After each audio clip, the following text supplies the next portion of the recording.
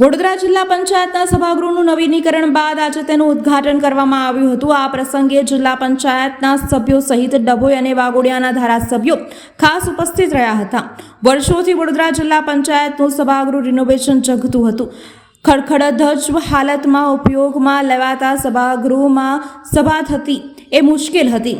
સાથે જ વાર્તાનુકૂળની કોઈ વ્યવસ્થા પણ ન હતી, જેના કારણે જિલ્લા પંચાયતની સામાન્ય સભાઓ પણ કફોડી હાલતમાં યોજવામાં આવતી હતી। આ સભાખંડના રિનોવેશન માટે 2 વર્ષ પહેલા 1,60,00,000ની ફાળવણી કરવામાં આવી હતી, જે ખર્ચ કર્યા બાદ આજે અદ્યતન સભાખંડનું ઉદ્ઘાટન કરવામાં આવ્યું હતું। સંપૂર્ણ વાર્તાનુકૂલિત તેમજ સાઉન્ડ પ્રૂફ સભાખંડમાં નવા ફર્નિચર અને લાઇટિંગની વ્યવસ્થા કરવામાં આવી છે। આ સાથે દરેક સભાસદ માફક પોતાની રજૂઆત કરવામાં આવી હતી અને દરેક ટેબલ ઉપર માઇક લગાવવામાં આવ્યા હતા। વડોદરા જિલ્લાના પૂર્વ પ્રમુખ અશોકભાઈ પટેલના સમયકાળ દરમિયાન સભાખંડના રિનોવેશન માટેની કાર્યવાહી મંજૂર કરવામાં આવી હતી। તેઓના સમયમાં કામગીરી શરૂ કરવામાં આવી હતી, જ્યારે ઉદ્ઘાટનની તક હાલના જિલ્લા પંચાયત પ્રમુખ ગાયત્રીબા મહેડાને મળી હતી। ત્યારે ઉદ્ઘાટન પ્રસંગે પૂર્વ જિલ્લા પંચાયતના પ્રમુખ અશોકભાઈ પટેલ, સુધાબેન પરમાર, વિપક્ષના નેતા મુબારક પટેલ, કારોબારી સમિતિના ચેરમેન નિલેશભાઈ પુરાણી, જિલ્લા વિકાસ અધિકારી મમતાબેન હિરપરા, દર્ભાવતીના ધારાસભ્ય શૈલેષ મહેતા, વાઘોડિયાના ધારાસભ્ય ધર્મેન્દ્રસિંહ વાઘેલા, જિલ્લા ભાજપ પ્રમુખ સતીશ પટેલ તેમજ જિલ્લા પંચાયત પ્રમુખ ગાયત્રીબેન મહેડા ખાસ ઉપસ્થિત રહ્યા હતા। જિલ્લા પંચાયતનો જે સભાખંડ છે એના રિનોવેશનનું લોકાર્પણ કરવામાં આવ્યું છે, જેમાં પ્રમુખશ્રીના અધ્યક્ષસ્થાને લોકાર્પણ કરવામાં આવ્યું છે।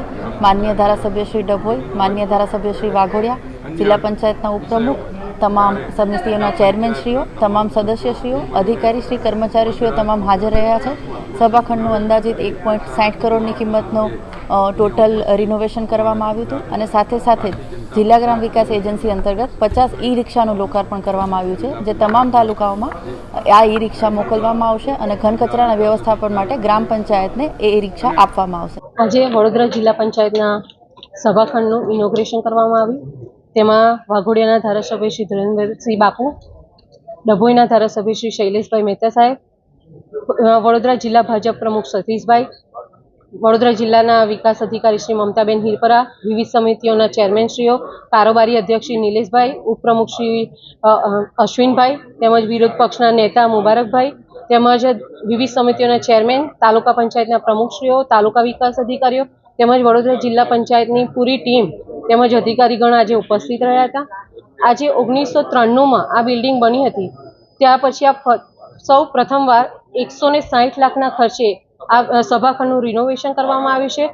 આજે અદ્યતન સુવિધાથી આ સભાખંડ અત્યારે તૈયાર છે અને મને ખૂબ જ હર્ષની લાગણી અનુભવી રહ્યું છું કે આ સભાખંડમાં અમે દરેક વિકાસના કાર્યો કરીશું। વિકાસ થઈ રહ્યો છે। હાલમાં જ અમે 34 ગ્રામ પંચાયતો આપી હતી, નવી આંગણવાડીઓ, હમણાં જ ઘણા તાલુકામાં નવીન આંગણવાડીઓના લોકાર્પણ પણ થઈ રહ્યા છે અને નાના વિકાસના કામો ગ્રામ કક્ષાએ થઈ જ રહ્યા છે।